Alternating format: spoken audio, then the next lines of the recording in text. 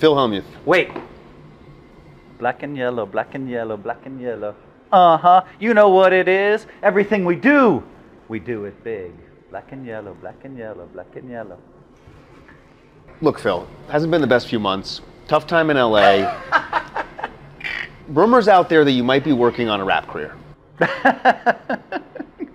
No. I will say that behind the scenes is what nobody really gets privy of for me, other than when I'm private jet, islands, private jet, South by Southwest, all this crazy stuff. But I will say that I lost $338,000. You were in the booth for the second day of that.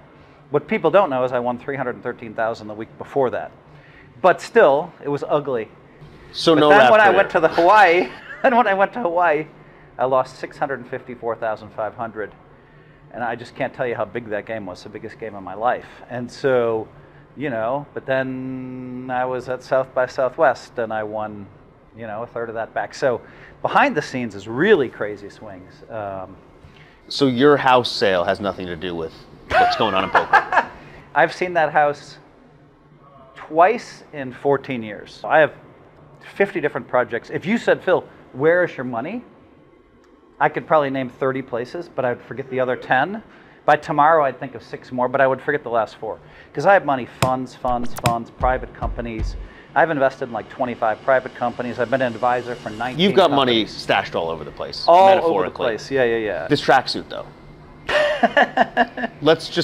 The fans want to know. Is it one? Do you have multiples? What's the secret there? Today, it's multiple. So I have an embarrassing story, but everything I say sounds like I'm bragging. So I'm on like, you know, a G5 or something. It's pretty fucking spectacular and life is great. But then cold as ice and I get sick.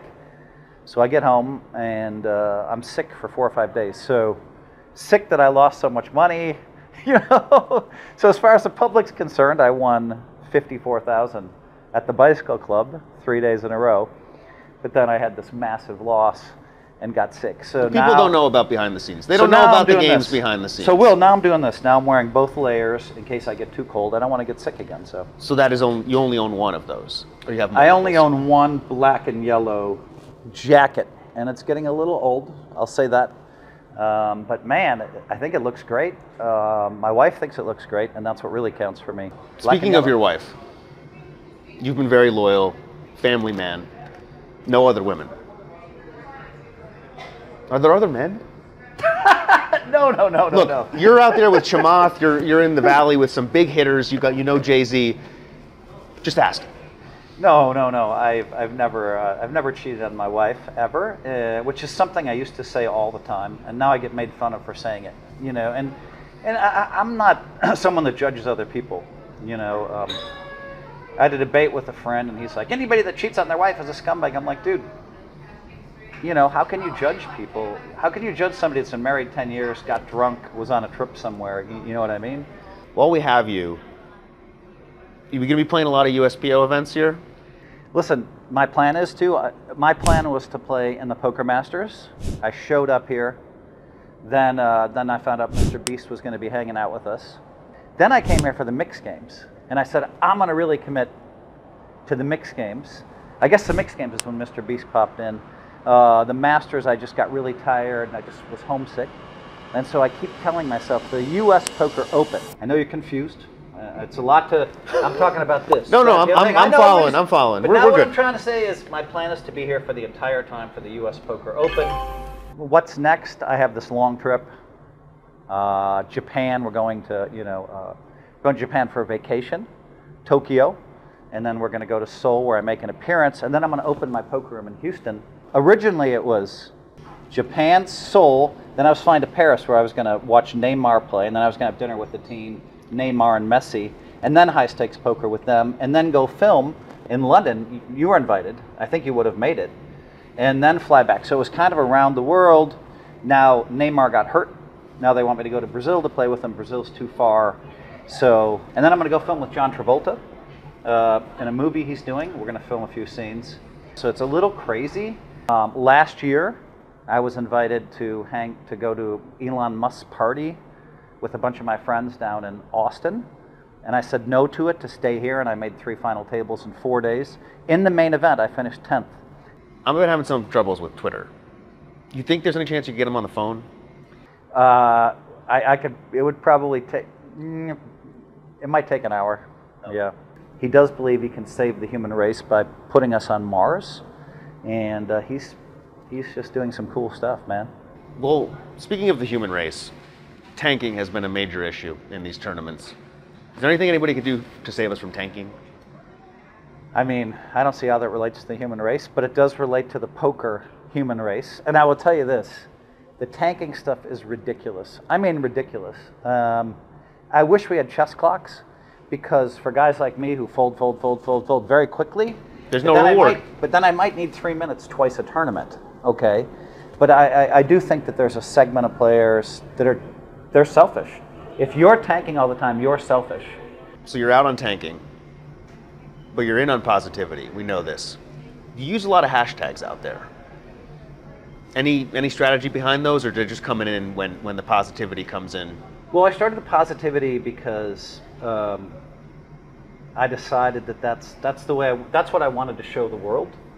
And you know, when I wrote my autobiography, I really wanted to write Positivity, my next book. It's 8 life tips. And as I wrote that book, as I wrote the autobiography, I made sure to kind of highlight the. Did you actually write it though, or did you narrate? Yeah, I wrote every word of it. You did the writing. All you, all Phil. No narration.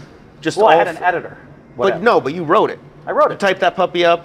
146,000 words. And by the way, any sane human being can write about 1,500 words a day. All right, and I mean, like, one day I wrote 6,000 words. So what happened with positivity? And I couldn't see straight. I just want to say this. I wrote 6,000 words. I couldn't see straight for 2 days. And so it really takes a lot out of you. So I learned my limit, 1,500 words a day. You go to bed at night and you think about what you wrote, and you think about what you want to write next as you're falling asleep. And you want to wake up and take notes, but I trust myself. No, I'm going to get up. And then Tim Ferriss taught me a little trick. He told me, we were at a party together, and he said to me, Phil, I write morning and evening. And I started doing that. It worked really well for me. So I could write 1,000 words in the morning, 1,000 words in the evening. So Positivity, is it going to come out? What happened to the Positivity book? Came out in 2018. Thanks for asking, Will. Probably sold 10,000 copies, but I was expecting to sell 1 million copies because it's truth. It's just 8 life tips, right? And the life tips, everybody that buys this book tells me I changed their life, every single person. And so I just thought it would go, but you know, 10,000, they tell me that's a lot. It doesn't feel like a lot. Any more books in the future? White Magic, maybe? Yeah, you know, I think I need to write a few more books. I have one sketched out where I want to write one called Positivity 2, where I would get Elon Musk, Chamath, you know, maybe some former U.S. presidents in there and talk about what made them successful, what made them chase their dreams. And that's a book that I came up with in 2020, but I just haven't done it. And I also have a children's book that I've been threatening to write since 1987. Don't tell me you're doing the illustrations too. Come on, that would be too much. No, of course not. No. So we got Positivity 2. Obama be a perfect candidate for that one, I assume. Obama's a poker player. Would you put Trump in there if he wanted to, or? Yeah, sure. I mean, like people, a lot of people are haters, right? I'm not a hater. Haters out there. I'm not a hater, so. You got a lot of haters. A lot of them. A lot of haters, right? And this is not, you know, so. You know, for me, I would put, and then President Clinton. I've hosted a bunch of his events, and you know, I asked him, "Is there a White House chipset, poker chipset?" And he said yes. So that's pretty cool information. Who's your favorite president? But Clinton told me he brought his own chipset to the White House. So these guys are all just gamblers, is what you're saying. All these presidents, they're out there playing poker. They're in the streets. Obama, you know, Obama used to play $20 buy-ins, $100 buy-ins, but it was cool. They played a lot when he was in the legislature in Illinois. I know the history of poker from U.S. presidents, from presidents, you know, that played, you know, that got us into world wars, and to other presidents. All the great presidents play the game. There are, I know Nixon played also. There's a lot of presidents that loved poker. Thank you, Phil. Appreciate the time. I'm going to tell you, he bought Twitter because he wants to save free speech. That's a fact. I know this. All my friends, one of my best friends is his best friend.